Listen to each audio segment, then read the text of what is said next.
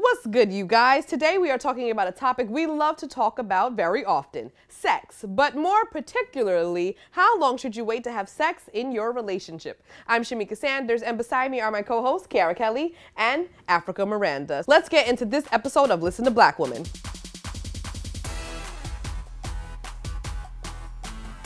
When you start a new relationship, some people tend to get caught up on when they should have sex. Some people wait 90 days, some people wait 90 minutes. Whichever one is best for you should be determined ultimately by you. A survey by Cornell University in 2012 found that couples who waited at least 6 months to have sex were actually happier than those who did not. Which all brings us to the question of the week. How long should you wait to have sex in a relationship? Ladies, let's get into it. Writer for MadameNoire.com, Julia Austin, she brought up the point that hormones that surge through your body when you have sex is very real. And oxytocin is a real chemical that can have you out here feeling dickmatized. But I think some people, they may wait because they think, okay, I'm gonna be able to filter out the creeps and the cheaters and all of that. And the hard thing about letting that be the deciding factor is you can find out somebody is a cheat and a creep 10 years from now. You can find out when you're married. Like, I understand women wanting to put these protections up, but at the same time, there's no guaranteed timeline to discover the ugly parts of somebody. Yes.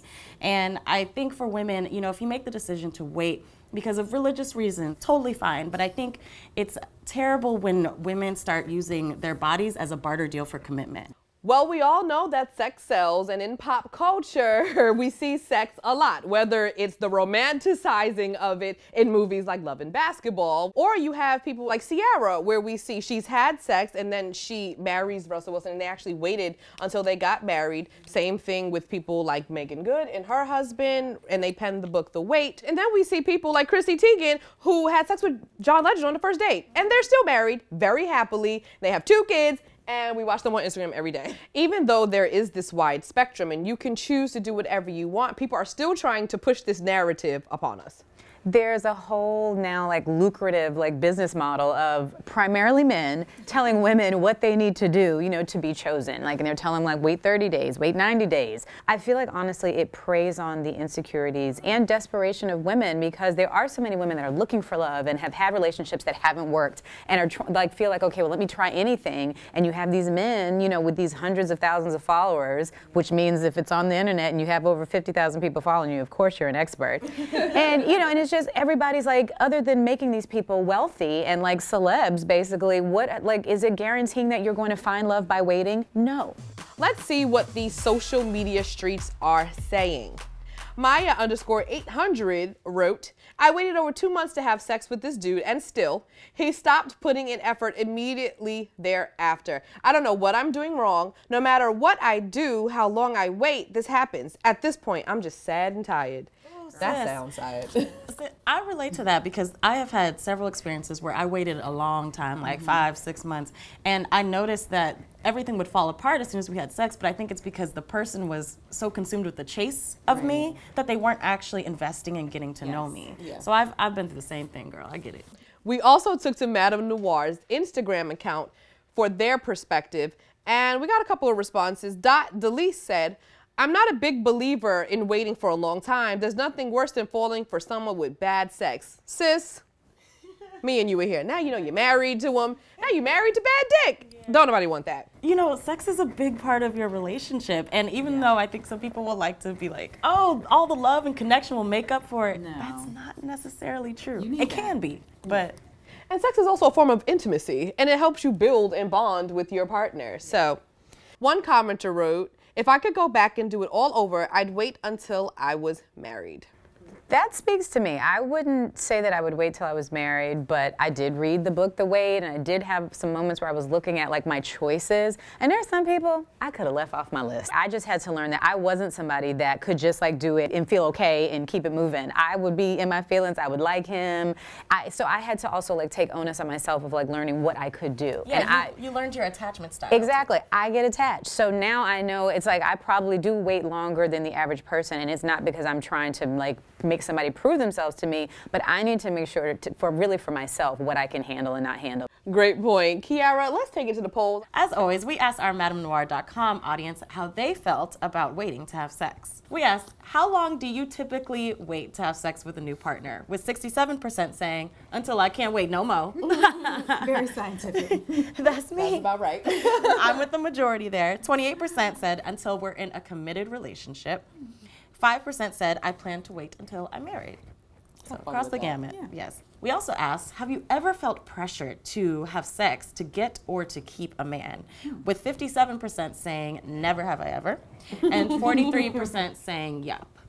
Do you guys think that a lot of women experience a lot of pressure to have sex to keep somebody around? I don't know if it's so much a man pressuring them or as much as it might be an internal message for themselves, like, okay, I've got to do this. Because I've never had someone tell me, if you don't have sex, I'm going to leave you.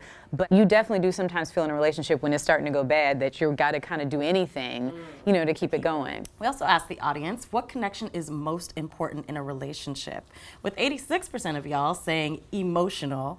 Okay, and 7% saying physical, and another 7% saying financial. It's just very interesting because emotions can't be the only thing that keeps the connection. I think that's the lovely thing to say. Yeah. But and people neglect how much sex actually is important to the relationship. Like, and that's what happens though. We start putting so much emphasis on this that it becomes a negative thing versus it just being like sex is something that two people go through and you figure it out from there. I love this conversation because like everybody's so passionate on both sides. It's like, wait until you get married. It's like, no, do it now, live your best life.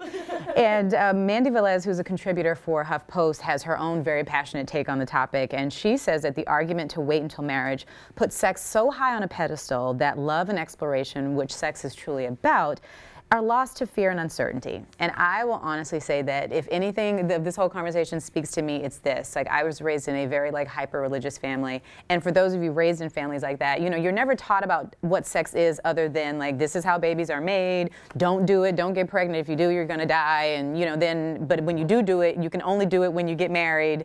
And then you have children, and that's it. So I'm just like, where is pleasure? Where is knowing your body? Where is knowing about compatibility? And none of that is spoken. And it's like, it makes sex this big thing, but you have no tools to really do anything with it. This always makes it about the man. They can learn and be promiscuous, and they can figure out what makes them feel good. But as women, we never learn. We're not given the tools about what makes you feel good. Next thing you know, you're 40, you haven't had an orgasm, and you're too afraid to say it because you don't have the tools to communicate about it. I think also when we place so much value on chastity or celibacy, it's almost like once that thing is taken away, as if you depreciate in value like a car. And I think it ignores the fact that we are flesh, blood, human, and your worth is not going to degrade or go down because this thing is no longer a part of your partnership. We learned a lot this episode. Africa, can you sum it up for us? Absolutely.